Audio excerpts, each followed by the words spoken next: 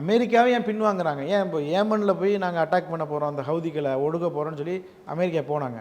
போயிட்டு பாதியிலே திரும்பி ஒரே மாதத்தில் திரும்பி ஓடி வந்துட்டாங்க, சமாதானம் பண்ணிட்டு வந்துட்டாங்க.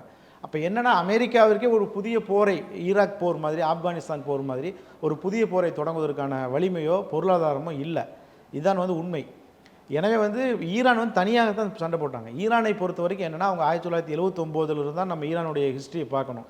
அதற்கு முன்பு நடந்ததெல்லாம் மன்னர் ஆட்சி. மன்னர் இப்போ ஷா பெஹலவி அப்படிங்கிற ஒருத்தர் ஆட்சி பண்ணார். அவர் அமெரிக்காவினுடைய ஆதரவாளர். அதனால் அப்போ அதுக்கு முன்பு நடந்தது எல்லாமே பார்த்திங்கன்னா அமெரிக்க ஆதரவு அரசாங்கம் தான். அந்த காலகட்டத்தில் ஈரானும் இஸ்ரேலுமே உறவில் தான் இருந்தாங்க. அமெரிக்கா மன்னர் ஆட்சி காலத்தில் இஸ்ரேலோட உறவில் தான் ஈரான் இருந்துச்சு.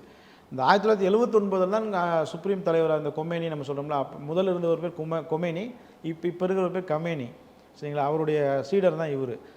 இவங்களுடைய அந்த இஸ்லாமிய புரட்சின்னு அவங்க சொல்கிறாங்க. 1979 மன்னர் ஆட்சியை அகற்றி விட்டு இவர்கள் ஒரு ஆட்சியை ஏற்படுத்துகிறாங்க. அதுதான் இஸ்லாமிய புரட்சி.